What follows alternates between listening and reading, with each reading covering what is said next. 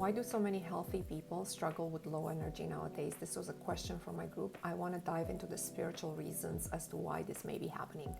One of the main reasons I notice in my coaching practice is that people live completely inauthentic lives. And this is easily discovered by asking the right questions, asking yourself certain questions, being honest with yourself. Are you living a life that's aligned with what your spirit would like to do in this life? So I'm not talking, oh, everybody's spirit would like to drive a Lamborghini and live in a mansion. That's not what I'm talking about. In your day-to-day life, do you wake up at the time that's ideal for your body? Do you interact with people in a way that's ideal for how much your energetic system can sustain others around you? Do you have the relationship and the commitment that you require to feel safe and stable, etc.? So all of these are factors that contribute to whether or not your purpose can be expressed or it's lying latent inside of you, dying to come out. The amount of effort it takes to keep a mask on in every area of your life sometimes, including your relationships, including at work, including with the friends that you have that are just surface level, the amount of energy that's required, it's at least double that it would require for you to live an authentic life that's aligned with your spirit. Another very obvious one is negative thought patterns and beliefs. Remember, thoughts and beliefs are energy, and energy can either lift you up or bring you down, depending how it's structured. Today, in our society, we are taught to think negative. You must acknowledge this in order to bring your awareness every time you say something negative. Otherwise, you'll just think it's normal. It's normal to say, I look like shit today. I feel so tired. I can't lose this weight. I don't have energy.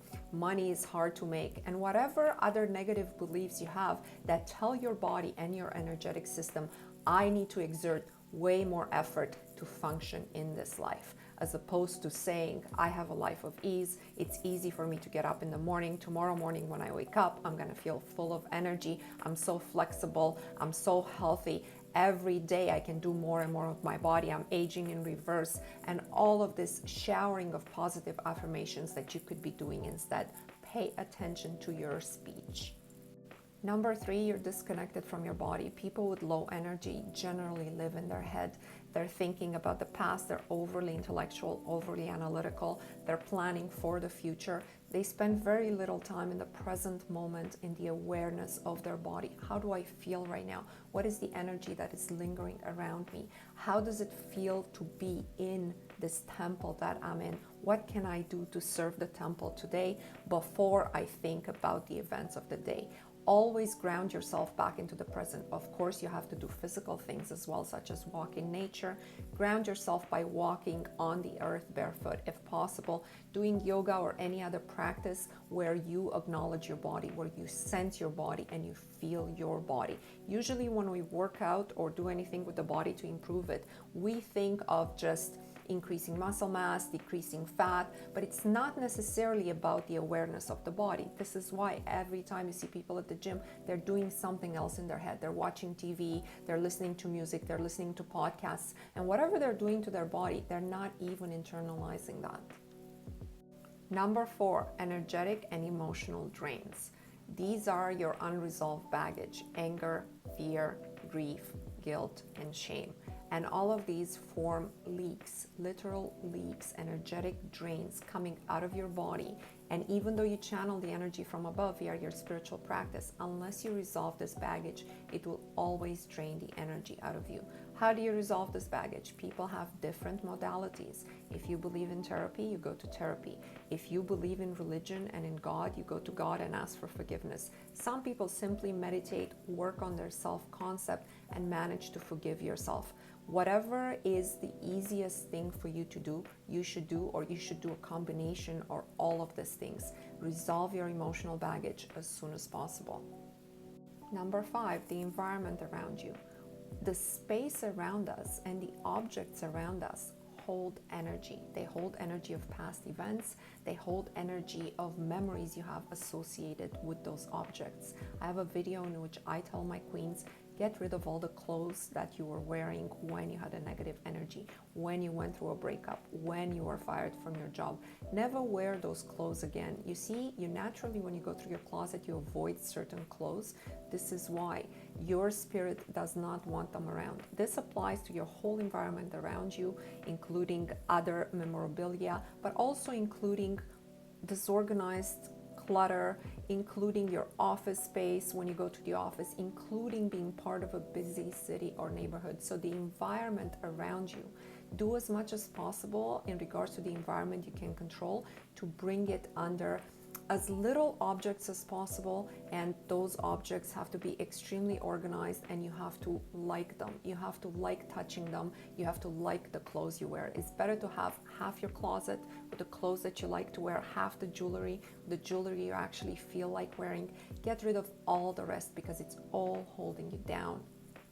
Now let's get a bit more esoterical. Number 6, blocked or imbalanced chakras, especially your first chakra or your third chakra, the solar plexus chakra. The first chakra has to do with your sense of safety and security in the world. And if that's imbalanced, it's usually imbalanced from a sense of fear for your financial future, fear for the stability of your home or your life. And the solar plexus chakra has to do with how you see yourself in the world. So your confidence level, if you have a lot of insecurities, if you feel that others have power over you as opposed to you being in charge of your own life. If this chakra gets imbalanced, that is a huge energy drainer. They're both related to low energy levels when they are blocked or imbalanced. Number 7, energetic vampirism and toxic relationships. Please understand that there are people who may not even know they're energy vampires. I worked with such a person in his team. He left a trail of destruction while he was flourishing. The more he took from others, the more energy he consumed, the more powerful and energetic he became. I'm not really sure if he was actually aware of this, but in your life, you need to analyze the people that you interact with, how they leave you feeling after the interaction, and pay attention to how they are feeling.